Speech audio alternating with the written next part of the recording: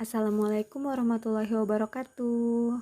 Apa kabar semuanya? Semoga sehat selalu dan selalu dalam lindungan Allah Subhanahu wa taala. Amin. Bertemu lagi dengan Bu Nurma. Kali ini Bu Nurma akan membahas tentang peran ilmu kimia dalam kehidupan.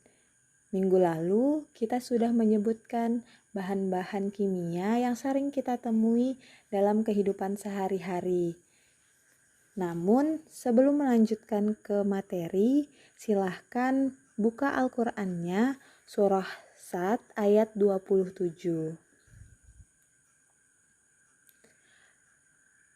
A'udzu billahi minasyaitonir rajim. Bismillahirrahmanirrahim. Wa ma khalaqnas samaa'a wal arda wa ma bainahuma batila. Dzalika zannul ladzina kafaru fawailul lil ladzina kafaru minan nar. Yang artinya, dan kami tidak menciptakan langit dan bumi dan apa yang ada antara keduanya tanpa hikmah. Yang demikian itu adalah anggapan orang-orang kafir. Maka celakalah orang-orang kafir itu karena mereka akan masuk neraka. Nah, apa sih hubungan ayat ini dengan pelajaran kita kali ini? Allah menciptakan langit dan bumi dan segala sesuatu antara langit dan bumi dengan hikmah, dengan manfaat bagi seluruh makhluk. Maka dari itu, kita harus mempercayai bahwa segala sesuatu yang Allah ciptakan akan memberikan manfaat, akan memberikan hikmah bagi kita. Begitu pula dengan ilmu kimia yang akan kita pelajari. Jadi, ilmu kimia memiliki manfaat bagi kita. Bu Nurma berharap setelah kita mempelajari tentang peran ilmu kimia dalam kehidupan, kalian bisa mengetahui, bisa memahami, dan mampu menjelaskan peran kimia di dalam kehidupan. Sebelum itu, kalian harus mengetahui apa manfaat dari belajar kimia. Nah, ketika kita belajar kimia, maka kita akan dapat memahami alam sekitar dan juga proses yang terjadi di dalamnya. Sehingga kita dapat mentadaburi alam sekitar dan mensyukuri segala proses yang terjadi di alam. Selanjutnya, kita juga dapat memahami, dapat mengetahui produk-produk yang bermanfaat bagi kehidupan. Selain itu, kita juga dapat mengetahui produk yang memberikan dampak negatif, sehingga kita dapat menghindari penggunaan produk yang memiliki dampak negatif bagi kehidupan manusia. Nah, yang terakhir, kita dapat memahami dan juga mengetahui bahan-bahan kimia yang berbahaya bagi tubuh, agar kita dapat mengantisipasi bahaya tersebut dari penggunaan bahan-bahan kimia yang dapat merugikan tubuh kita sendiri. Ilmu kimia merupakan salah satu cabang dari ilmu pengetahuan alam, di mana ilmu kimia memiliki manfaat yang sangat besar yang sering sekali kita gunakan atau kita aplikasikan dalam kehidupan sehari-hari.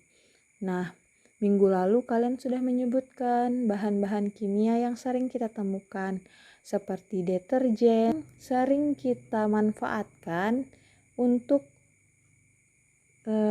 melangsungkan kehidupan kita dalam. Jadi, ilmu kimia perannya sangat penting ya. Tetapi dalam pengaplikasiannya, ilmu kimia tidak berdiri sendiri. Dia bergabung bersama dengan ilmu-ilmu lainnya atau bidang-bidang lainnya. Nah, di sini Bu Nurma akan menjelaskan peran ilmu kimia dalam bidang kesehatan, dalam bidang pertanian, dalam bidang industri, dalam bidang biologi, dalam bidang arkeologi, dalam bidang hukum, dan dalam bidang farmasi.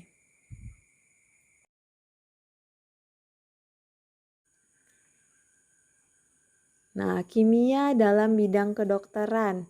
Salah satu manfaatnya yaitu mendiagnosis penyakit. Maksudnya bagaimana, Bu Nurma?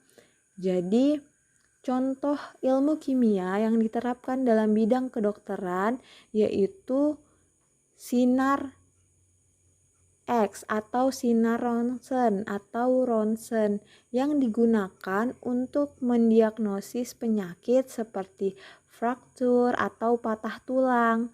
Nah, itu merupakan salah satu contoh peran ilmu kimia dalam bidang kedokteran. Selanjutnya, ilmu kimia dalam bidang farmasi. Contohnya obat-obatan. Ternyata obat-obatan yang dihasilkan oleh bidang farmasi merupakan salah satu contoh penerapan ilmu kimia dalam bidang farmasi. Obat-obatan yang dihasilkan oleh pabrik-pabrik farmasi diperoleh atau disintesis dari bahan-bahan kimia dan juga bisa disintesis dari bahan-bahan alam sehingga menghasilkan obat-obatan yang bisa kita beli di apotik atau resep dari dokter. Nah, selanjutnya peran ilmu kimia dalam bidang pertanian. Dalam bidang pertanian banyak sekali bahan-bahan kimia atau ilmu kimia yang diterapkan di sana. Salah satunya yaitu pupuk. Nah, contohnya pupuk SP yang digunakan untuk membuat tanaman menjadi lebih subur dan bebas hama. Selain pupuk, ada obat-obatan, insektisida yang digunakan oleh petani agar tanamannya tidak diserang oleh hama. Nah, pupuk dan obat-obatan tersebut merupakan salah satu contoh penerapan ilmu kimia dalam bidang pertanian. Selanjutnya, kimia dalam bidang biologi. Penerapan ilmu kimia dalam bidang biologi. Salah satunya metabolisme. Jadi, dalam ilmu biologi, kita mempelajari metabolisme di dalam tubuh, metabolisme tumbuhan, dan lainnya. Nah, ternyata ilmu kimia berperan sangat penting dalam bidang biologi. Contohnya, reaksi fotosintesis. Nah, dalam reaksi fotosintesis terjadi reaksi-reaksi kimia sehingga proses fotosintesis merupakan proses pengubahan karbon dioksida dengan bantuan sinar matahari yang menghasilkan oksigen. Ternyata dalam proses fotosintesis terjadi penerapan ilmu kimia. Jadi, kimia dan biologi sangat erat kaitannya. Selanjutnya, kimia dalam bidang industri. Dalam bidang industri banyak sekali ilmu-ilmu kimia yang diterapkan.